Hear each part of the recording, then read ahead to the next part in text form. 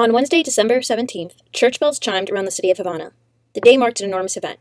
After decades of a frigid embargo, the United States and Cuba decided to resume diplomatic relations. This action was met with enormously passionate responses on both ends of the spectrum.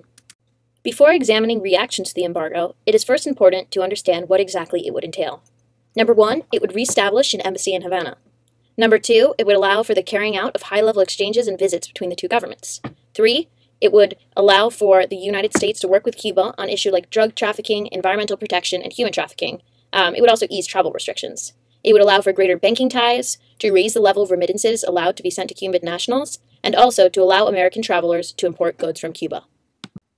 In this examination, I seek to understand how reactions to the Cuban embargo by different segments of the Cuban population indicates a more nuanced understanding of the idea of the Cuban nationality.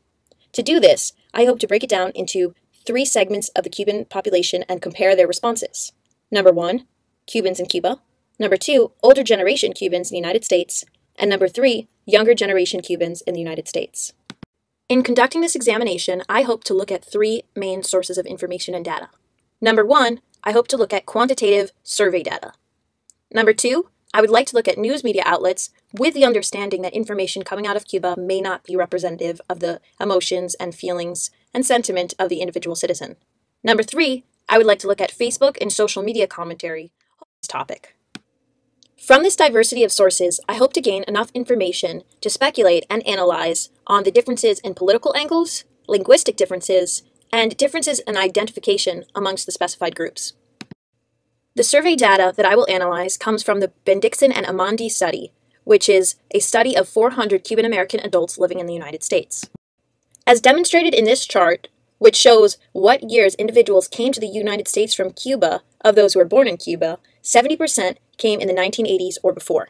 When looking at the entirety of information conducted from this study, all age groups included alike, when asked, do you agree or disagree with President Obama's announcement to begin normalizing relations with Cuba, 51% agreed, 40% disagreed, and 9% did not know/no answer. This is a pretty even split. However, once we break down this generalization into born in Cuba versus born in the United States, we do find that those born in the United States are much more likely to agree with the normalizing of relations. As displayed in the previous chart, with over 70% of Cubans arriving before the 1970s, this must mean that those born in the United States are predominantly younger Cuban Americans. This next chart aligns with the previous very well. As we can see, those that arrived after 1980 were much more likely to agree with the normalizing of relations, as opposed to those who arrived before 1980 who were predominantly opposed to the normalizing of relations. If that did not convince you, have a look at this chart. As you can see, 18 to 29-year-olds are much more likely than 65-year-olds, and much more likely than any older group in between to agree with the normalizing of relations. Actually, this chart shows a pretty steady correlation between age and agreement with the end of the embargo. As many of us know, Miami is a hub for Cuban Americans in the United States. Older Cuban Americans are much more likely to stay in Miami, particularly in Little Havana, versus younger generation Cuban Americans who are more likely to consider traveling and living in other parts of the country. When surveyed on openness to traveling to Cuba in the near future, younger generation Cuban Americans were much more likely to agree that yes, they would consider it. This may be because these younger generations have less of an aversion towards the political regime, correlating heavily with their approval of the end of the embargo. Now that this discrepancy has been demonstrated quantitatively, I hope to look at news and interviews as a site to examine political justifications as well as linguistic and language use to analyze these populations. In Miami, the heart of the Cuban exile community in the US, there were mixed feelings. Typically, Cuban Americans here are anti the current Cuban government, and many are angry at Obama's decision.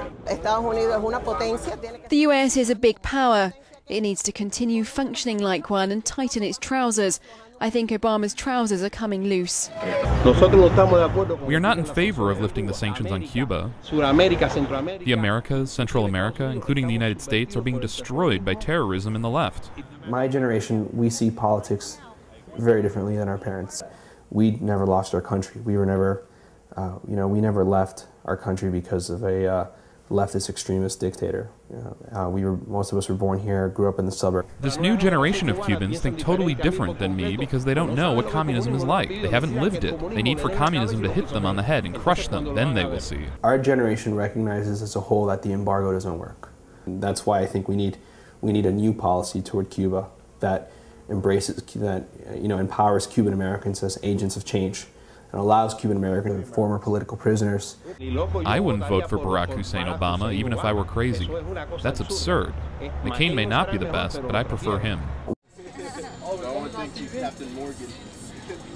Every time's a good time.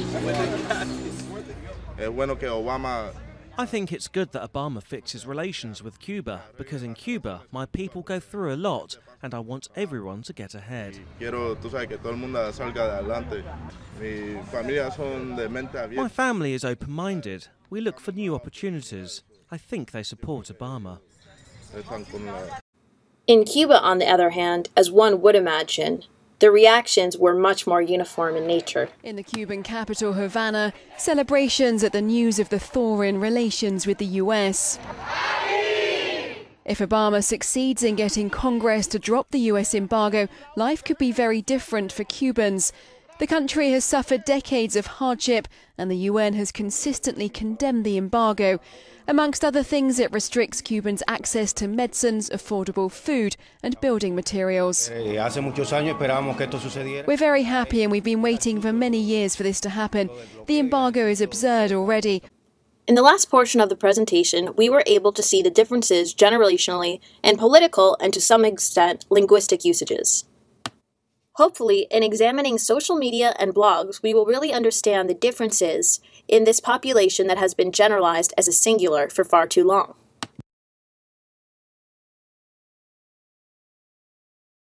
This is not to say that there aren't notions of a common unified Cuban identity. As seen in this blog post on the Miami News Times, the author says, "I don't know about you, pero every time I hear someone refer to me as Hispanic or Latino, me dan ganas de meterle una pata por culo a alguien. My response is always the same. I'm Cuban American, you come mierda." Not too nice. I decided to look at Facebook as a site where both young and old alike come to interact and debate. An article posted by the Miami Herald proved to be a good site for just this. We can see in the comments both the tensions between these generations as well as unifying factors. One individual responds sarcastically, saying, "They are not split. The vast majority of Cuban Americans under the age of 90 are for it." The relevance of this topic is not to be underestimated. In earlier generations, conversations about the embargo were no-brainers. Politicians like Marco Rubio may be behind the times. He condemns Obama's policy on the embargo and promised to unravel it. Today, in gaining the Cuban American vote, politicians must understand. The politics of Cuban Americans have both diversified and shifted.